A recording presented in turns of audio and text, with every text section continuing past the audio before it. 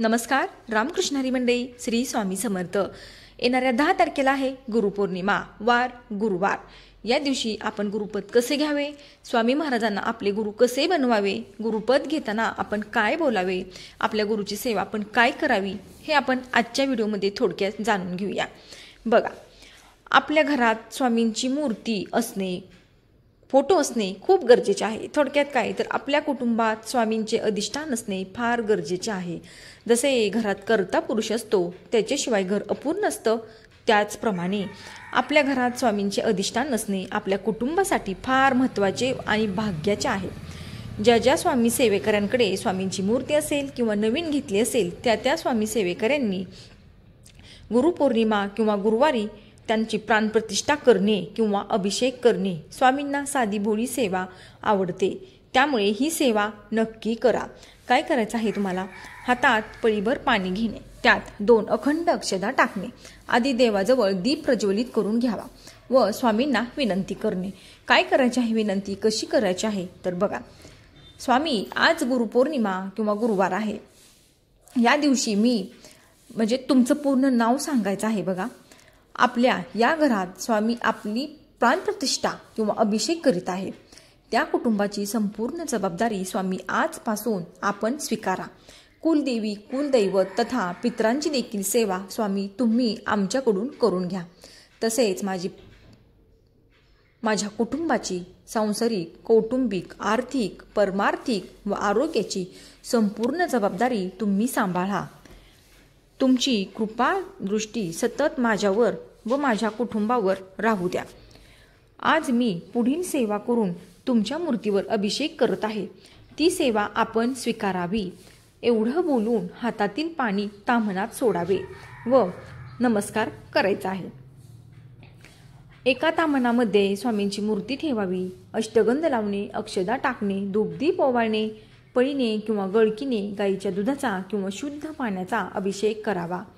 अभिषेक करताना कोणता मंत्र म्हणायचा आहे, कोणत्या स्तोत्राचे पठण करायचे आहे, हे आपण जाणून घेऊया. बघा, पाण्याची अथवा दुधाची संततधारा स्वामींच्या मूर्तीवर चालू ठेवायची आहे. जर पाण्याचा अभिषेक करणार असाल तर थोडे हिना, अत्तर, फुलं, तुळशीपत्र टाकून अभिषेक करावा.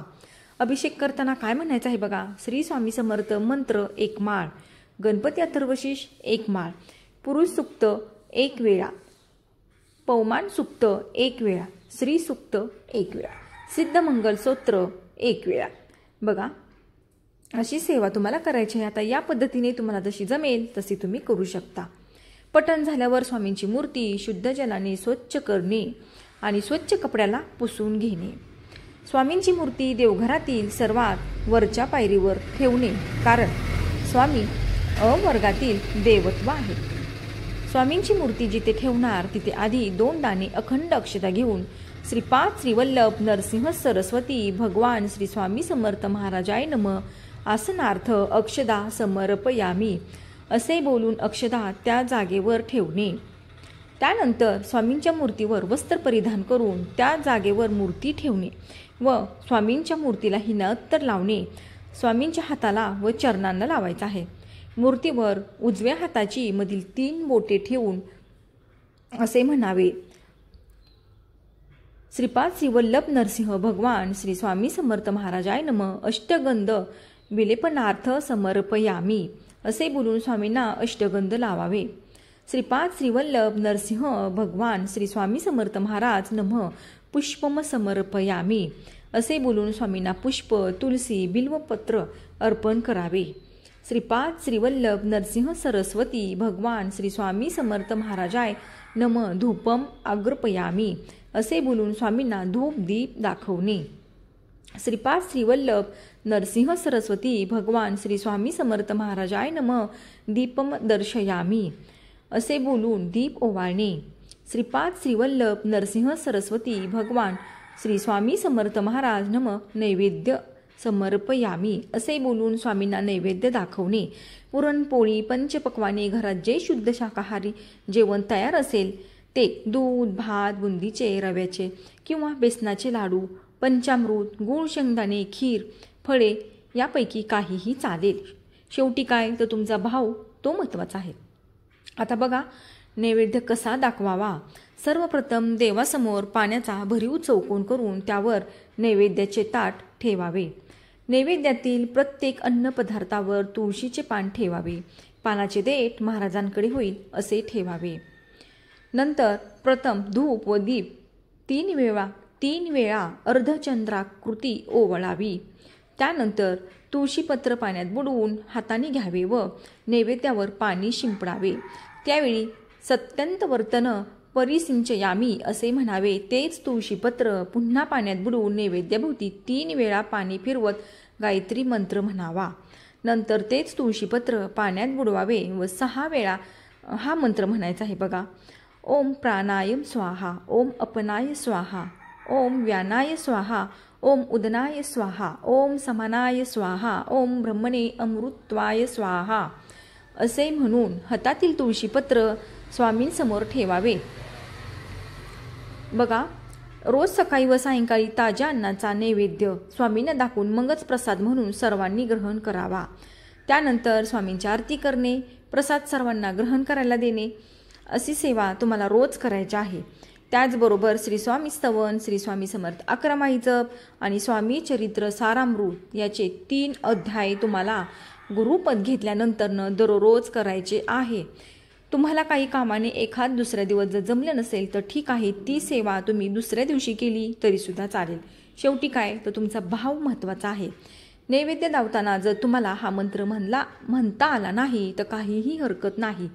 महाराजांना नैवेद्य ठेवून तुम्ही तुमच्या भाषेत महाराजांना सांगू शकता की महाराज, मी हा नैवेद्य तुम्हाला ठेवत आहे, तुम्ही हा ग्रहण करावा. बघा, आपण काय करतो, किती करतो हे महत्त्वाचं नाही. तुमचे भाव किती शुद्ध आहे, तुम्ही किती शुद्ध मनाने सेवा करताय हे महत्त्वाचं आहे. बघा, गुरुचरित्र या ग्रंथात काय सांगितलं आहे की गुरु का करावा. तर एक वेळ देव कोपला तर आपल्याला यातून गुरु बाहेर काढतील, पण गुरु जर कोपले तर देवसुद्धा काहीही करू शकत नाही. माणूस ज्यावेळेस जन्माला येतो त्यावेळेस कोणी ना कोणी तरी गुरु करून त्यांनी घ्यावेच. असं कोण आहे की त्याला गुरुच नाही. आणि बघा, आपण आपले सुखदुःख आपल्या गुरुकडे आपण व्यक्त करत असतो. सर्वप्रथम आपले आईवडील गुरु असतात, त्यानंतर आपले शिक्षक असतात. बघा, आणि आपण तुमचा कोणताही गुरु असू द्या, बघा तुम्ही कोणत्या देवांना मानता ते गुरु तुमचे असू द्या, पण गुरु असणे खूप खूप महत्त्वाचे आहे. आपले प्रत्येक सुखदुःख त्यांच्यापर्यंत आपण समर्पयामी करत असतो, त्यांना शेअर करत असतो, त्यांना सांगत असतो आणि त्या दुःखातून आपल्याला ते बाहेर काढण्याचा प्रयत्न करत असतात. त्यामुळे येणाऱ्या गुरुपौर्णिमेला सर्वांनी आपला गुरु करावा. आणि तुम्ही जर महाराजांना गुरु केले तर त्यांची दररोजची सेवा करायला मात्र विसरू नका. कारण बघा, तुम्हाला प्रत्येक सुखदुःखात महाराज तुमच्याबरोबर असतात. ते तुम्हाला दुःखातून बाहेर काढण्याचा प्रयत्न करत असतात. त्यामुळे त्यांना तुम्ही विसरून जमणार नाही. त्यांची सेवा करत राहा. आणि बघा, गुरु जर आपल्या पाठीशी असेल तर आपल्याला प्रत्येक कामात यश मिळतं. संकटापासून आपल्याला दूर ठेवतात, येणाऱ्या संकटाची आधी चाहूल देतात. आणि बघा, हातावर येणारं संकट बोटावर येतं आणि बोटावर येणारं येऊन नखावरच ते निभवतं. त्यामुळे गुरु आपल्या आयुष्यात असणे खूप खूप गरजेचे आहे. ज्या सेवेकऱ्यांनी, ज्या ताईदादांनी जे कोणते गुरु केले आहेत त्यांना त्याचा अनुभव आला असेल. बाहेर जर आपण एखाद्या व्यक्तीला गुरु करतो तर बघा, ती गुरु केल्यानंतरनं बघा, आता बाहेर गुरु केल्यानंतर आपल्याला ते लोक किती त्रास देतात, आपल्याकडून किती पैसे घेतात. तुम्हाला काही हे जास्त सांगायला नको, तुम्हाला ह्यातली बऱ्यापैकी माहिती आहे. त्यामुळे आपण असं पैसे देऊन एखाद्या व्यक्तीला आपल्या गुरु करून घेतो. तसं करण्यापेक्षा आपण स्वामींना, या जगाचे चालक, मालक, पालक आहेत, आपण त्यांनाच गुरु केले तर आपले आयुष्य किती सुखकर होऊन जाईल. आपल्याला दुःख आपल्यापासून दूर होईल आणि आपल्याला आपल्या प्रत्येक कामात यश मिळेल. बघा, अडचणीच्या काळात स्वामी म्हणजे आपले गुरु आहेत. गुरु ढाल बनून आपल्या पाठीशी भक्कमपणे उभे राहतात. येणारे संकट आपल्याकडून जे आले ते लढण्यासाठी आपल्याला ते ताकद देत असतात. त्यामुळे आयुष्यात गुरु असणे खूप गरजेचे आहे. तर ही सेवा गुरुपौर्णिमे दिवशी नक्की सर्वांनी करा. बघा, खूप छान अनुभव येतो. तर केलेली सेवा महाराजांच्या चरणी रुजू करते आणि आजचा व्हिडिओ इथंच थांबवते. व्हिडिओ आवडल्यास लाईक, शेअर आणि सबस्क्राईब करा. तोपर्यंत तुम्हा सर्वांना श्री स्वामी समर्थ.